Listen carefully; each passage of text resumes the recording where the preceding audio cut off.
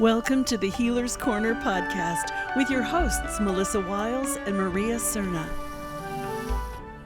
Hello, we're back. Hello. Hello, everyone. And we've brought Hank with us again. It's been a minute, Hank, since we've had you with us. It's been a couple months. Happy to be back. I think every time you come on, the beard gets bigger. So yeah, it is. It's very poofy today, too. So, but we have you back to talk about some, would you say common healing tools, like things that aren't like the most expensive things out there? Yeah. I think healing tools really comes down to like things that we as healers can give a client to do on their own at home. Like, what do they do their homework in between sessions? Like, you might give them something to do, something to focus on, tools to help shift their mindset, like mantras. So like it's the tools that they either can do on their own or the things that we're giving them to do homework in between sessions. I think are the main ones. And then also physical tools, like we'll talk about tuning forks, Melissa's favorite noisemaker. Oh.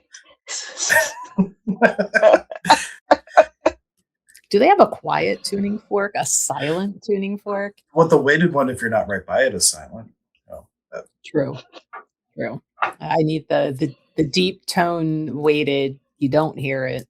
I'd be great with that one. But probably. Things that are within the grasp of people doing on their own. If you didn't hear it from us, you might find it somewhere else, and you could take it, run with it a little bit, and actually start to do your own healing work. Because really, it's all up to them anyway. We're just kind of facilitators to quicken them on their own path. Like they bring their healing with them. But like these are things that all can kind of just be things in the toolbox. And once you have enough things in your toolbox, whatever life throws at you, well, now you got a tool for that. Like the Apple App Store. If there's an app for that, there's a tool for that. Mm-hmm. But I believe we wanted to start it. Funny enough, the belief system. Yeah. So like, I believe, well, your reality is created based on your beliefs. Like if you are raised a certain religion or a certain culture or anything, like how much of your reality is interwoven around how you were brought up even. So like one of my favorite channels, his name is Daryl Ankins, he channels of being called Bashar. And he has this great saying, like, where have you been a belief thief? And so like the beginning part is really starting to sort out what was I taught, who I should be, how I should be, what I should do, like what are the things actually, imprinted on you that have nothing to do with what your soul actually came to experience. Because a big part of healing, I think, isn't so much about becoming something, it's about unbecoming all the things that you aren't. And like sorting that out and then getting more and more confident in like being comfortable in your own skin and actually offering, your unique vibration, your unique medicine or gifts to the world. But that can only happen if you don't let mom and dad talk you into being something you're not. Like we were just somewhere for dinner meeting some old friends, and they were talking about how they're I forget what the kid wanted to do. Maybe it was dancing, maybe singing or something. And the mom was saying how they said, no, you can't do that. You have to go to school and you have to get a real job. And maybe you can do that on the side for fun or something. And hear like how many people have been talked out of their passion and dreams because as parents, like we don't want them to be disappointed. So then we paint a different picture for them. And now all of a sudden they're going down a different trajectory than if they were to have followed their passion from the beginning. I mean, I'm guilty of that. When Rune was little, he's like, oh, I want to make money on YouTube. And I'm like, nah, you won't. Now I'm like, dude. Maybe. I'm taking all back.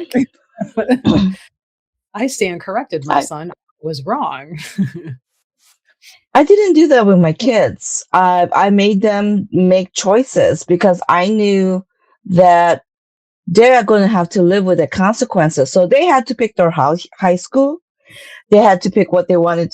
And yeah, they didn't like that, but I'm here to help you and guide you. I'm not here to tell you what to do or what to pick.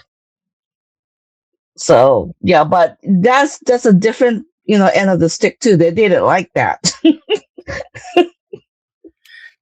Yeah. Now, you mentioned before that beingness precedes the doingness. Yeah, like Neil Donald Walsh, who is by far one of my favorite authors, he talks about this model that we have backwards, where we think we need to do the thing they call get a job in order to have the thing they call money in order to buy the house, and then be the thing they call secure, where really like the state of being needs to come first. Because if you're always looking externally to do something in order to have something in order to be something, you're always looking to fill yourself from outside of yourself. And it might work temporarily, but ultimately, like that state of being comes from within. And so the idea is that if you want to be the thing they call abundant, or if you want to be the thing they called healed or whatever, you're looking at like, how do I create that state of being? We talk about it in Hoodoo a little bit, where a part of the process with different magic items is you have to imagine the magic working after it's done. Like, how does that feel to have the result, and let your whole aura crackle with that feeling of it already being so. And so like it's that beingness that you're really not trying to, that you're invoking within yourself. And then the cool thing is the universe delivers you opportunities to express that being through doing this. But if you have to do something in order to be something, it's always like you're chasing the carrot. It's like the rat race that never ends. Now, I want to make sure we put it out there that if you're doing like physical, like you're wanting to physically heal in that state of beingness, if you are on prescribed medication, that does not mean to just quit taking your medication. Correct. So, can you explain a safe way in the state of beingness how to work on physical, mental, emotional healing without going, well, I believe I'm healed. I'm not taking any of my meds and I'm not going to them doctors. And when it comes to that too, like what's the core belief? Like you can try to convince yourself of something, but if the core belief is that I'm sick, then the thing to start with is asking, being the question, and starting that you really have to develop intuition. Sorry, everybody, even if you're not going to be a reader, the basic yes or no with the pendulum or muscle testing, or just getting that sense of what's light for you and what's heavy for you, because you have to start asking the questions: is this what's happening to me? Is it physical only?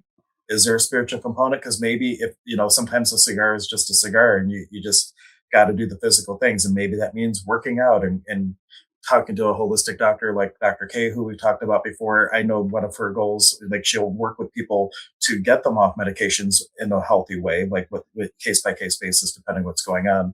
So you need to treat the whole being, body, mind, and soul. You can't just focus on love and light and flowing Reiki and now my cholesterol's fine. You can throw all the Reiki you want, but if you're eating McDonald's every single day, actions speak louder than words. So if you're acting opposite of what you're saying you're looking for, and that's where the beliefs come in, because it's like, well, if you're choosing that, there must be part of you that thinks eating McDonald's every day is a good idea. Otherwise, you wouldn't be doing it. So how does that serve you?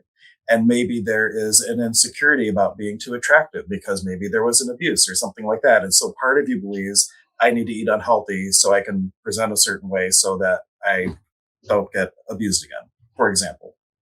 So there's all like beliefs really come down. They're so interwoven. And if you are not manifesting the life that you would like and the health that you would like, the question is where is this really serving me on some level? Where do I believe this is serving me? Because my parents were like that, and apple doesn't fall far from the tree, and I believe that, so I'm recreating my parents' circumstances.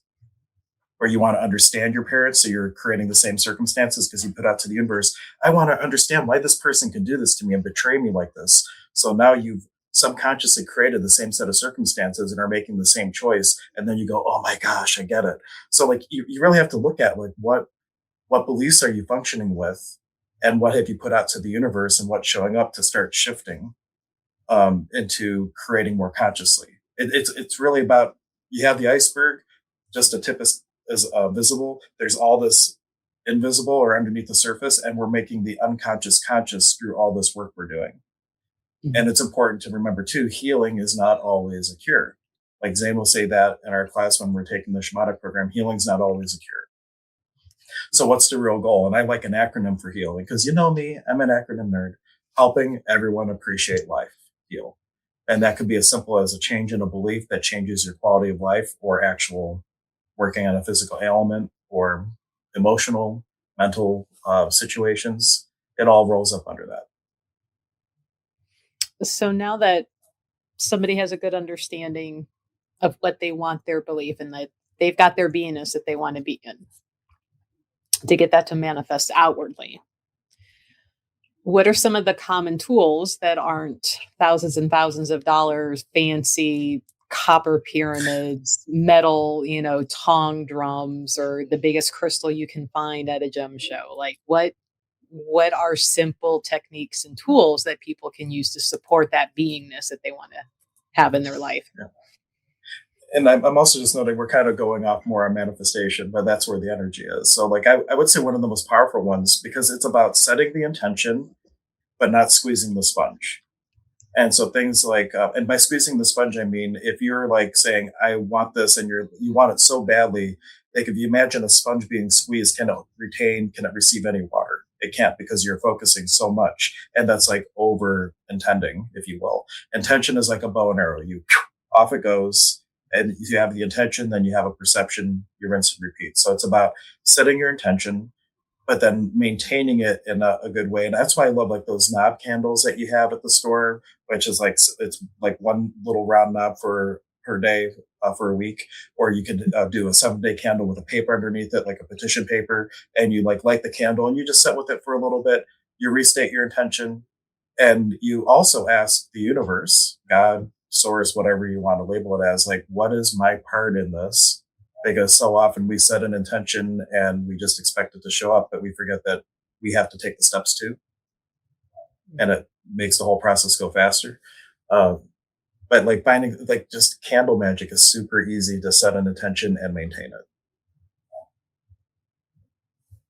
I'm a big candle person, so I'm like, I like that one. Yeah. But you could also, like, you can give crystals jobs. You could give like a pointed crystal, like while you're in a super meditative state, you blow your intention for what you want to create into the stone. And when you're going throughout the day, you have it in your pocket, you're rubbing it for inspiration. And like, just to kind of keep you, it's like a physical representation of your intention. You could use things like from Reiki, the Reiki grids, and down to Crown Symbol. You could get more elaborate if you want, but keeping it basic: crystals, candles, writing it out, like writing out the intention and like repeating that, and then really just being open to noticing when the universe is giving you an opportunity to act and to take a step towards what you're looking to create. No, I know at one point, and we were kind of talking about this before we went live. You're like, yes, sound healing, tuning forks. And I'm like, why are you so noisy? But correct me if I'm wrong. One of your favorite tuning forks seems to be either the ohm or the perfect fifth. Well, I mean, as somebody like keeping things price effective too, because like I have 600 forks and you can go crazy. But I remember like when I got into sound healing, the big reason I did is I felt that when I was going to fellowships, I was getting a lot of tools for spiritual things, for mental things, maybe emotional, but not a lot for physical. And that's when I found aromatherapy, and then I found sound healing. And then this is like a weighted fork. Again, I'll hold it up to the camera so you can see there's weights here. And then I have a gem put on it, but like it's usually just, and then like that. But the beautiful thing with this, and I don't know if you're going to be able to hear it because it's weighted. Can you hear it at all? Mm-hmm. Mm-hmm. Okay. Mm-hmm. So this is the frequency of Ohm. And so one, it's grounding. And there's even science behind it when they show the astronauts and the Schumann resonance, like we actually get benefit from being resonated with the earth. So it's super grounding. But you combine this with a book that you can get, and probably through Melissa, I'm sure you could order Potent Pressure Points. It's a book on acupressure.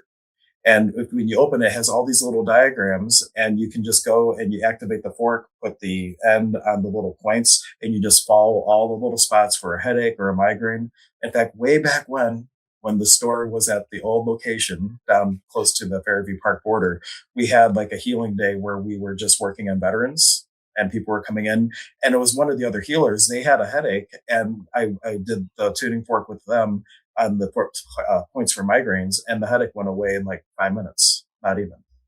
And so like if you needed to just have like one fork in your repertoire, a weighted fork 136.1 or 128, that's all you really need, especially for someone that's not doing it full time and things. And then the perfect fifth is more about balancing the nervous system. Dr. John Boyu, and that's why I love, he's a clinical psychologist who is also a musician, who just had this theory that you could tune the human body. And then he came up with a whole tuning fork set based on the Schumann resonance. But C256 and G384, he found, can help shift the pitch of your nervous system and balance the nervous system. So that's another one that just bringing those two forks. Sorry, Melissa, I know you don't like noise, but I'm just love demonstration. You can hear the tones. And just doing that for yourself or for a friend or whatnot, that can help shift your nervous system back into a more regulated state. So especially if you're prone to like being triggered, CPTSD, that kind of thing, not that we're claiming to treat, diagnose, cure any disease, but a perfect fifth, that type of frequency can be very beneficial just to smooth it out. But if you're in public and you can't be noisy, a weighted fork, you can easily do that and not draw too much attention to yourself. Have everybody wanting to come play with your noisy fork. Like, I want to try. And Maria, do you have any questions so far for Hank on what we've been covering here? No, I like the noisy forks. Yeah. And if people want to play with the forks, I happen to now be doing a sound bath at God of Sleep on the first Sunday of every month. So I always have some forks with me. So you can come out for the sound bath. It's at 6:30 on the first Sunday. Unless this is like a super old replay and you're watching it, then always check the store calendar to make sure something hasn't changed. But as of March 2026, first Sunday of every month.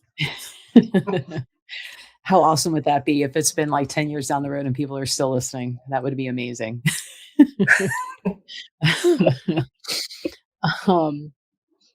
Now, you mentioned breathing and box breathing, and I'm like, oh, Maria, we talked about a lot of breath work. But Hank, you also like, breathing, especially the box method. So can you explain the box method and the benefits of it? Well, and first, the reason I like it is no matter where you are, what you're doing, the breath you always have. You might not have a tuning fork or a crystal or a tree to hug or anything like that, but you got your breath. And so, and this one, I there's so many people who do breathing work like way more than me, but simple box breathing. And they do this in the military even, and it helps reset the nervous system, because really a lot of it's about resetting the nervous system so you're in a state of embodiment and at 1 minute or whatnot. But it's breathing into 4 counts, holding 4 counts, exhaling 4 counts, holding the exhale 4 counts. So in, 2, 3, 4, and hold, 2, 3, 4, exhale, 2, 3, 4, hold, 2, 3, 4. Rinse and repeat for a minute or so. And just that, in one sense, whatever was going on, you just interrupted what you would normally do because you're choosing to do something else. And so in the NLP, we would call that an interrupt, right? And there's different modalities they call different things. But instead of getting mad and like lashing out at someone, you now said, ooh, I'm triggered. And now I'm going back and I'm doing my 4 count box breathing for a couple minutes or 30, however much time you have. And just that can put you in a place where you're choosing an action instead of reacting. Or that your blood pressure doesn't quite go as high. Or your tachycardia comes down. Yeah, there you go. Well, and being mindful, that knowing that you're triggered, making that decision, stepping out, that puts you back into that mindfulness and the beingness, of purposely being rather than reacting to the situation. And you mentioned in your notes here color, because we all have clothes, right? Most of us have clothes and a lot of people, not myself, have clothes in many colors. So how can people use color in their life, specifically even clothes, like to wear to have the energy of that color? Ooh. Yeah, I have to find the website. Joe Mattson used to have this site where you would talk and make a little voice clip, and it would analyze your voice and it would spit out, here's the colors that you're missing in your energy field. and then you would wear the colors that would be appropriate. Now you could do the same thing. What colors do I need in order to help shift my mood, or whatever the case, and use a pendulum or do muscle testing and everything like that. But really, like if there are, and I'm sure we could Google it, there's different colors that create different states. Like what color do you need more of in your life, and wear it, push yourself. And if you're really resistant, well, maybe it's not your color, or maybe you are resisting going into the state that that color would help you get into because you don't want to look at that stuff. Like when you start to shift into a place that you're going to hit a more elevated vibration, the things that are weighting you down, they come to the surface, just like, boulders over the wintertime in a farm field. They boulders get heaved in the winter. And when you start to shift your vibration, the things that are not going to jive with that vibration are going to come to the surface. And sometimes we don't want to deal with that stuff. Or you just don't like the color. It could be that too. Well, I mean, there's even like, I'm sure it's science based and in finding good reference points for like that I'm lacking in. But even knowing that like hospitals will avoid certain colors on their Mhm. main walls Mhm. because they make people anxious and upset. And, you already have your white coat syndrome where you're nervous about being there. Mhm. And then the energy of those colors stacked on top of it can make people uncomfortable. So, um, according to a quick search here, specifically steering clear of deep reds, vivid oranges, and bright, jarring yellows. The colors can increase heart rate, raise blood pressure, or cause eye strain. So, which is agitating, doesn't make you feel very good. So, um, Yeah. There's all kinds of color therapy out now too, where a lot of it's based on a guy named Dimshaw.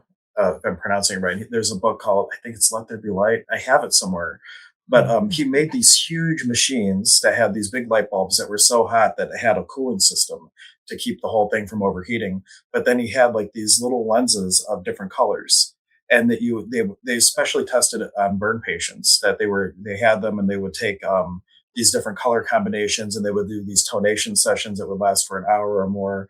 And they found great results in that. And then they came in and trashed it was kind of like the color, like like the Rife machine that got uh, confiscated and everything. It was kind of like the color therapy version of the sound machine. And then, but that's where we had all the, like the Halo technology with like the little photonically charged vials and things like that. So there's a whole world of color therapy, but it's so cost prohibitive to like get into that or find someone with that, because like the little flashlight machine with the photon vials, they were like thousands of dollars. And you could go to Patty Conklin, which I wanted to talk about and give people a tool with Colorworks anyway, that you have one visualization exercise, and here you go, here's something that is accessible to everyone. But like there's a lot of science behind color therapy. Yeah. So Patty Thanks to Mr. Conklin. Dinshaw.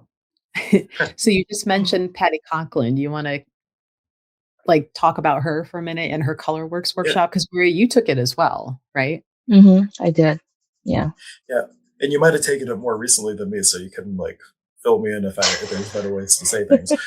But Patty, the unique thing with Patty Conklin is like she kind of sees the world like Neo saw the Matrix when everything was like the green coding going through. So like she just has a knack for like vibrational medicine and that kind of thing. But she developed this real simple technique that she could teach people that don't have that gift, where you close your eyes. Well, I guess you could leave them open, but you get centered, and you be the question: what color does my body need, or my being need? However, body and being and everything you are. What color does it need to bring my anxiety from an 8 to a 5? And make a tangible, realistic goal for yourself. And then what you would say is like you breathe in that color, but the trick is that from moment to moment you allow the color to shape and shift. And the idea being that the second that you start to flow the energy, the vibration that is most beneficial to you can shift. Because as you're shifting, the frequency that's most impactful shifts. So you're breathing in the frequency and you're letting it change and change and change. And then you're breathing it out of your crown.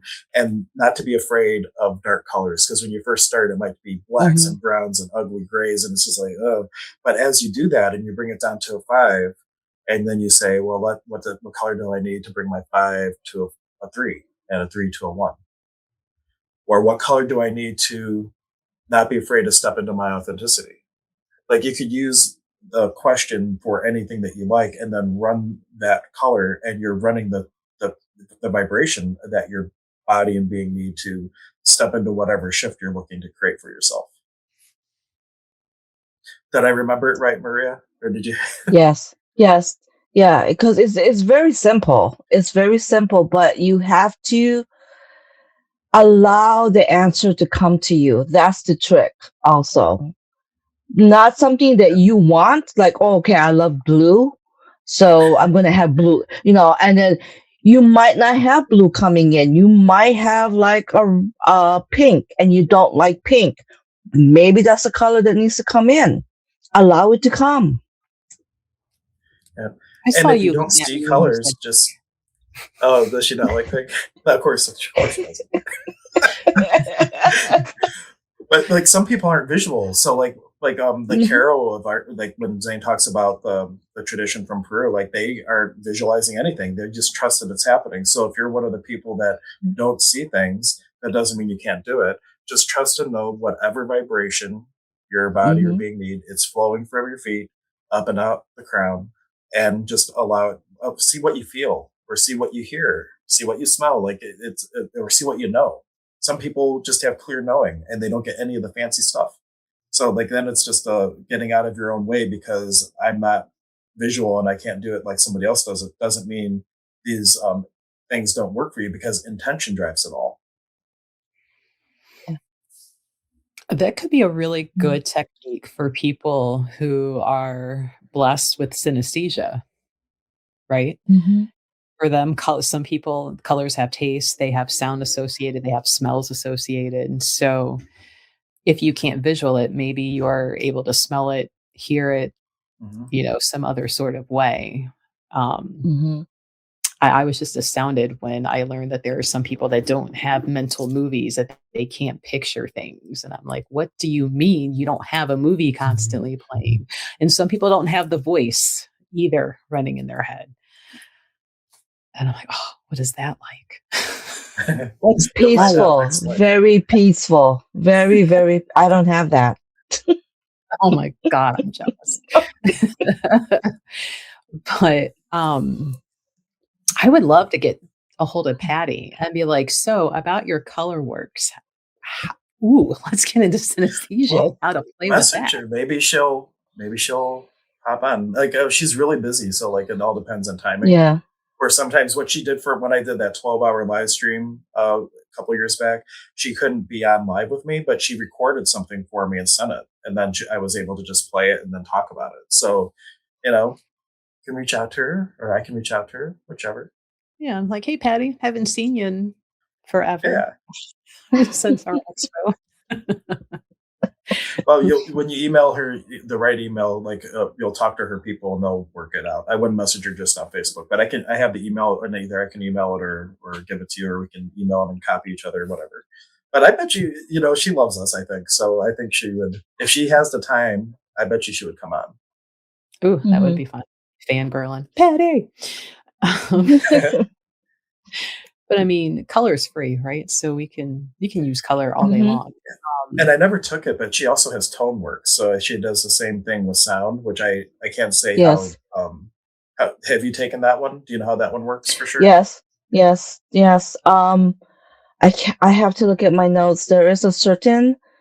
It's one of Beethoven that she recommended, and it gets you back set to where you need to be. If you are highly stressed or had a chaotic day, there is one that she recommended in class. I have to look for my notes, and she talked about certain. Even though these musicians way back did not know exactly what they were doing, but they were creating an art, classical music. A lot of classical music is what she talked about.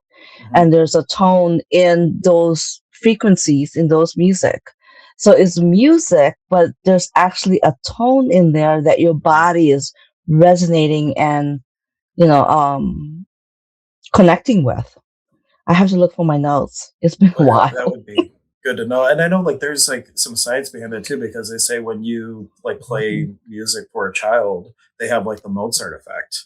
So if you're playing Mm-hmm. Mozart, they find that it helps with development and different things. And just like imagine like when you're watching a movie and that soundtrack, it's like creating that emotion with you. Like music takes you on a journey. And Yeah. modern day music theory is all based on just what they were doing. There was like, it's not like they got together and like try to make it make sense. It's like those people who wrote those things, they based music theory based on what they did and try to make it work, and none of it makes any sense. If you get into it, it's like the piano's playing this key and this thing's playing this key, and it's like, how did this all come to be? And it's so because I'm taking music lessons now, and I'm just like, this doesn't make any sense, but at least I know it's not supposed to, and now I feel better about No. myself. Yeah.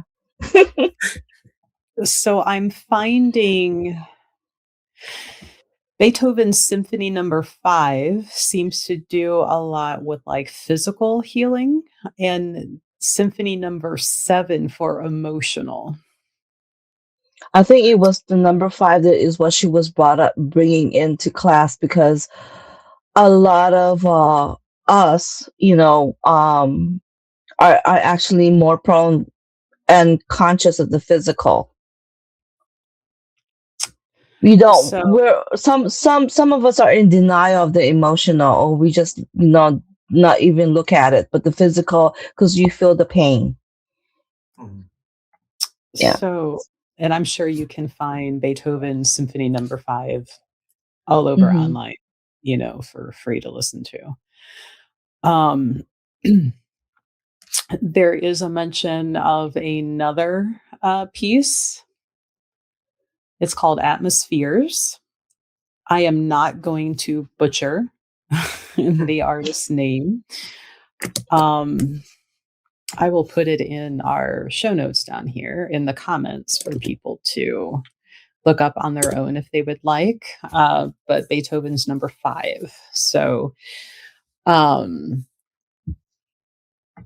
it's funny because it seems I have noticed a lot of people with certain, what's the correct word? Certain personality types, and that's not even correct because, like, for instance, autism is not a personality, right? That is a genetic thing. But Hmm. I've noticed certain types of people will prefer classical and instrumental, Mhm. and it seems to help keep them calm and focused, and they can like drown out anything that would normally be a trigger.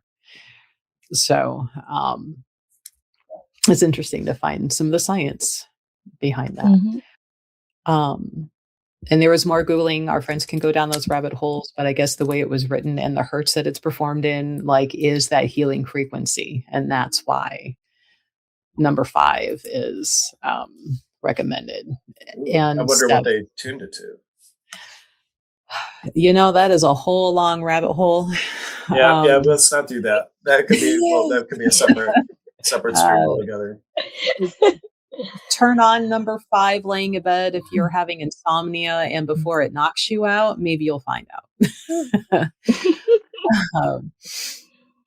um, I don't know how accurate this is, but I'm finding it over and over again. Cancer cell reduction by Beethoven's Fifth Symphony. Over 48 hours significantly reduce the visibility or viability of cancer cells. And there was a not specifically Beethoven, but they were doing some work with these ultra high sonic vibrations that when Hmm. people would just go into a room and they're being subjected to this combination of frequencies where it was having a huge impact on cancer cells. Now, when that comes to fruition, that like imagine that Beethoven is those same frequencies and they just octaved it up, so these ultrasonic frequencies. Sound Mhm. can do anything, really. It's just a matter of using it responsibly and doing some research. But like Oh, things like the Ohm tuner feedback. or Beethoven's Fifth, you can easily Hmm. do those things on your own without having to go down the rabbit hole of educating yourself about all the ins and outs. Well, sometimes if you go too far down the rabbit hole and you get too much in the analytical mind, like, you're interrupting Yeah. the whole The process. process. Yeah. Sometimes it is Mm. just sit back and enjoy and don't overthink it. Um, Next up on your list, Hank, was some cool nature formations. And I'm like, Yeah, trees. Maria's talked all about the trees, but she wanted to get a little deeper on the trees, and then cool waterways and waterfalls, especially if somebody lives close enough to go Mhm. enjoy a waterfall. But Yeah, well, what it's all about reconnecting and developing a relationship with nature and with the trees. In the Peruvian tradition, we call them Mauki-kuna, the trees, and it's not just about like hugging the tree or you're intentionally going up to it. You put your navel to the tree, and you allow your navel to be like a drain. And you allow all the heaviness in your whole body, being and beyond, like just let it all drain into the tree.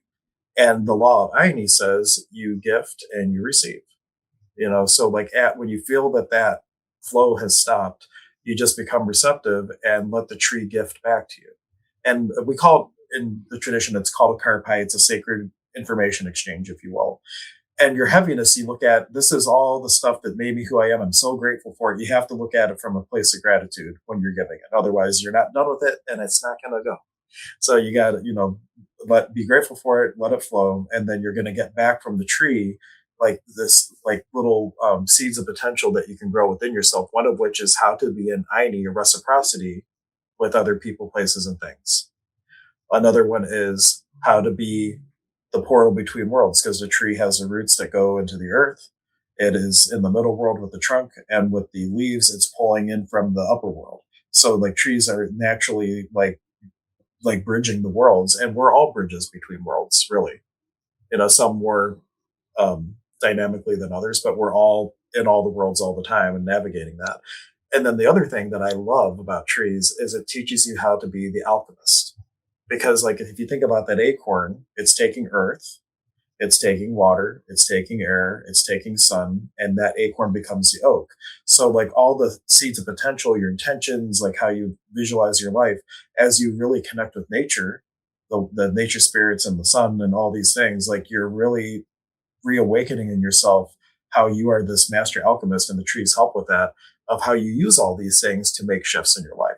And around the mesa that we work with, we go from a solid to a liquid to a gas to a plasma. Like it's all about elevating the energies within you, and trees are like masters at it. And that's what you're connecting with the tree. You're getting like a little, healing lesson, and then it's up to you to nurture it.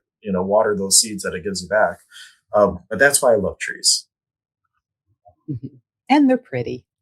And they're pretty. Just do not use the one in the back of the store that the poison ivy is growing on. It's a bad tree to That use. is beautiful in of its own right. And me and that It tree have a lot is. of conversations. And I'm like, as soon as we figure out how to have a class on using poison ivy, we are so doing this. Um, um, he's my favorite buddy there on the grounds. Yeah. Um, now you mentioned like waterfalls. Yeah. So like my favorite, and we do this as part of the shamanic program that we do, but like anybody could do this, where you go up to the waterfall and you take 3 breaths. And with each breath, you are just letting all the heaviness pool and condense into like a little harpoon of heavy energy. So breathing in, 2, 3, and then on the third breath, you retain and hold, and like just like do a pakuya. Just imagine this harpoon going into the waterfall, and just like the tree, you're letting it drain all your hucha. You're letting it drain all your heaviness. And then when you feel that stop, you go into receiving mode, and you receive back from the water the energy body to learn how to cleanse heavy energies. And so that is a great thing. Even just listening to the water, being by the water, you're getting it. Mhm. And that's why you Mhm. go to where the energies are naturally present. That's like mysticism 101. You don't have to sit there, Mhm. oh, I'm going to figure out how to use the tree. No, you go to the tree. That's where the energy's at. And you commune with it with whatever way is right for you. If what we're talking about doesn't work for you, ask the question, hey, spirit, what would be the best way to commune with this nature spirit, this waterfall? Mhm. But that's the technique that we were taught in our tradition, and it's super easy. 3 breaths, harpoon, drain, receive, repeat. And even if you've done it a million times at the same waterfall, every time I'm at a waterfall, I do this exercise again. It's not like you can overdo it. And every waterfall, and I've learned a lot since the last time you saw it. Maybe you had other shamans or pacos and people go, and it has all kinds of new information and tricks, and you want to make sure you do it again. Now, running streams could work just as well. It can. Yeah. Any moving water can, really. Yeah. I just like waterfalls a lot, especially these frozen ones recently. I did not like the cold, but I really liked trudging out to see some frozen waterfalls. It was a highlight of the cold snaps. the one of the few bright points of Ohio winters. Usually they don't all freeze like that. Even Niagara Falls froze for the first time in like over 5 years. It was that I didn't get to go that. I didn't think about going to Niagara Falls until it was too late. It was already thawed. But next time. Now you also listed caves. Yeah, caves are like the womb of the mother. And so when you go to a cave, you're like naturally within her, and it's like the great place to just go and let all the heaviness to just flow out of you and into the cave. You don't even have to like just like osmosis just pulling out of you and going into the cave. And it doesn't even have to be like a full cave. It could just be an overhang. You could use a sweat lodge, but the idea is that you're going into the belly of the earth and you're letting her digest or break up that heavy energy for you. And in fact, we have a technique in shamanism. It's called huchimikwi. It's to digest heavy energies. And when you're in her belly, or if you will, that is the place where she's working that energy, and just being in a cave for any period of time is going to help move that through. And there's other things that happen that I won't talk about so much energetically, but you're getting multiple benefits. In addition to digesting the heavy energy, you're also receiving all kinds of healing from the cave that's going to balance the energy field in unique ways, defragment you if you're all over the place energetically. There's a lot of benefit to caves. But they don't have to be super deep, long spelunking caves. Right? And if you can't even find a cave, lay on the earth. Caves are most ideal. At the end of the day, laying on the earth, you're gonna ground. If you just have 2 feet on the earth and have the intention to connect with the earth, intention drives it all.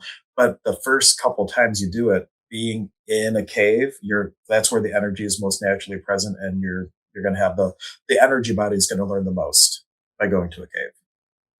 Then it will be more productive when you're just on the earth and running it or asking for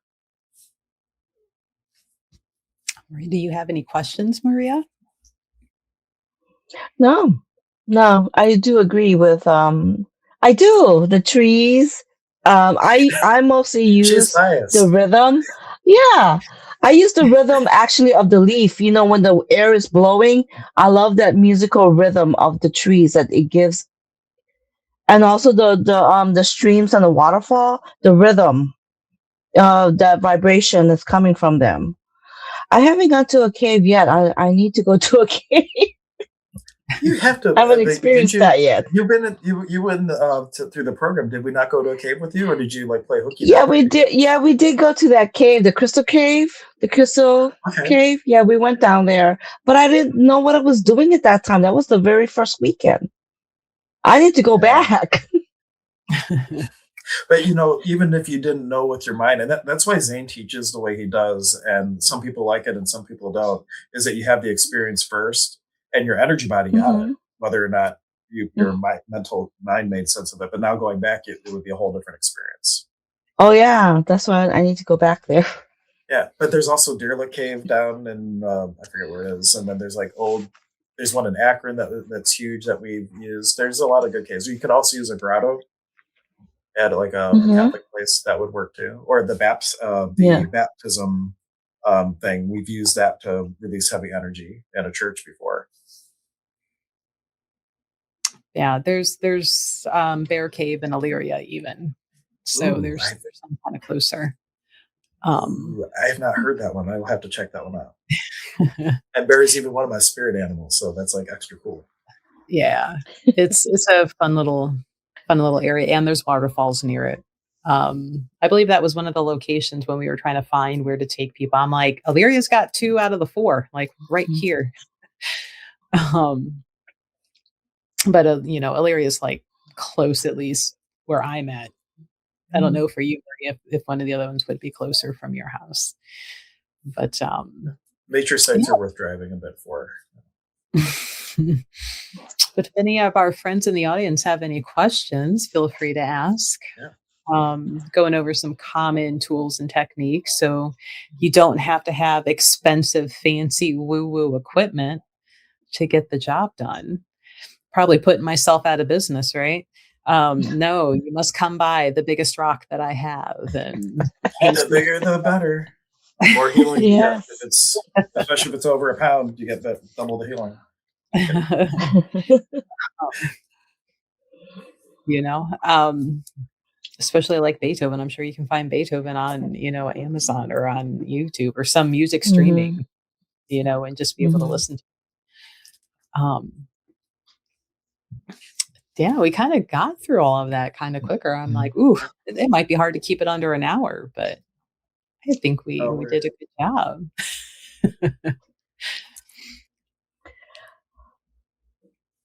Yes, Maria. Oh, I heard you. have I thought you nothing. say something. I was like, No, "You leave us hanging like that." no, no. I'm thinking about my cave trip now. When it's warmer. Yeah, you definitely don't want to try and get to any of the caves right now with the ice and the slush. And No. there was one year, it was like nice, bright, and sunny, but it had rained a couple days before. And that year we had a handful of our students who were not as mobily agile because of their age. And I spent more time walking around constantly, like ready to catch them if they slid. Because I'm like, oh man, I'm having a hard time in here. And I think one of them almost did go down at one point, and I'm like, oh, that's it. Here we go. That's how you have the waiver. Sign the waiver.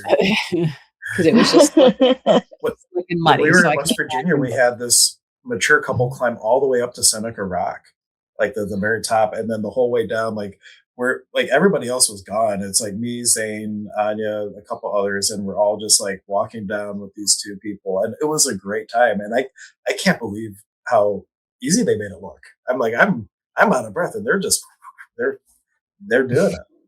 Mm-hmm. Where there's a will, there's a way. Hey, Lisa. Both Lisas. We got our friend Lisa from Chicago and Lisa from the Cleveland area. Lisa squared. No, but all these tools and techniques and everything, I think like where people ought to start really is just looking at themselves, like who am I, and like, who I think I am isn't all me, and like really start to understand like what makes you you, and where you might have been a belief thief, and like when you start clearing up your belief system, like a lot of things that might be showing up in your life will naturally kind of work their way out. But it's like really getting to the root cause of those things. And that's where sometimes going to a healer can be helpful, but like if you can really ask a question and be honest with yourself, because we're really good liars. We like to lie and make ourselves the hero of our story, but we're also the victim of our story, and we have to like look at where we've allowed ourselves to be disempowered either by our own doing or someone else's, and like start to work on those things and stay the course. And then all these tools just help that, like when you run into things that might need a little more oomph to get through or whatever, that all the tools that we're talking about really can help with those types of things. I think that's the hardest part, being honest with yourself. Yeah. Yep. That's why it's good to have at least an accountability person that can call you on your BS. As Melissa has called me many times on my BS. She is she's our head BS caller. I was going to say, I know Maria's called me out on some stuff. Calavera's like, that'd be you. And I'm like, yeah, you're right. Damn. Okay. Note taken. Okay. But the way that you just even talked about that, yeah, you're right. Like giving yourself the grace that, yeah, that was me. And like, then like some people, we start to judge ourselves for doing it wrong, or judge ourselves for judging ourselves. And then we're just adding more heaviness, where like the space of grace as you move through it is paramount. Like we tend to judge past actions based on current data. And we've all we made the best choices we could make at the time. We might regret it and have a different point of view 1 second later. But if you can just give yourself the benefit of the doubt that you really have made the best choices you could have made at the time you made it. You can do a lot of like just self forgiveness and like being in allowance of oneself as you start to actually do the healing process. I find as I get older, it's easier to accept those parts of like, yeah, I did it. Okay. I mean, like, oh, let's get into why. Okay. Note to self, don't do that again, or choose better, or, Yeah. and I think that as you get older, you don't care what people think near as much. And so you're able to step back and go, yeah, that was kind of effed up. Okay. I mean, Yeah, got it. I like You know? saying I had a moment of crazy, major crazy. Yeah.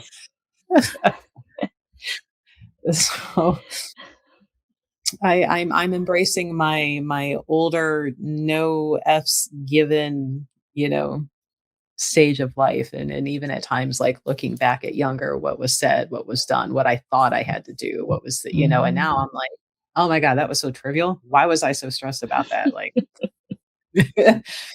now I'm like, oh, okay, whatever. And so I find if people come in and they're asking for help, and if I hear that they're kind of stressed about those same things that I was way back when, I'm like, let's talk about some stuff first before you drive yourself insane, because been there, done that. you know let's look at more options and help you decide if you still want to do that, or now that you have another point of view on how that could turn out, maybe you want to choose something different. Hmm. Learn from my mistakes, or my inaction on something. So um getting older is great that way. Mm-hmm. I can't Knowing wait that to there's my no, grant level. yeah, yeah, throwing away the rule book and forget what people think because Mhm. it's not worth it. Yeah. And AA, we have that was a prayer I heard once. It's like the set aside prayer where you say, "Help me set aside everything I think I know," because half the time we stop listening because we think we know, and now we don't need to know whatever that person's sharing. But if we can set aside everything we think we know, and actually receive the points of view and the guidance, then maybe we can have a better chance at making a decision that's more fruitful. Mm. But if you're a know-it-all, then you're not open to receiving. So I really like that intention. Just help me set aside everything I think I know about everything: healing, about universe, God, relationships, religions, politics, all of it. That I can have an open mind and experience the truth. Is the rest of the prayer. Yes, take the Yeah. tunnel vision blinders off. Yeah, Well, no questions. It's amazing. We must have done a really good job explaining. Yeah. I know, and I'm like, well, to wrap up maybe early because there's no questions. We have people saying hi. That's cool. Hi, everybody. Hi, Patty. Yeah. Yeah, Lombardo, not Conklin. Patty and Miss Patty's Mark. really cool. Also, Wasn't she at our expo for a few years, right? Patty I Lombardo? don't. I mean, she ran an expo way out. I don't know if she. Oh no, that's Patty Dooms. I know too many Patties. I don't know if this Patty was at our show or not. Maybe. Maybe it's I think she was somebody that I not met in person much, but we were in each other's orbits talking, and she ran some things on the east side and that kind of stuff. If I'm thinking of the correct Patty. yeah. Well, thanks for joining, guys. We will be back next week for another episode of the Healer's Corner, and we may be able to wrangle Hank again in a couple months, depending on Yeah, what we can come up with to talk about. I'm sure we can figure out something. So. He's a walking encyclopedia of knowledge when it comes to vibrational healing. Yes, maybe our next topic is the healing energy of braiding your beard, Hank. Maybe that's what we talk about. Okay, well, we'll see. We'll see what Anya and I can put together as we play around with that. Right. All right. Well, have a good night, everyone, and we will see you next week. Bye, guys. Good night. Bye.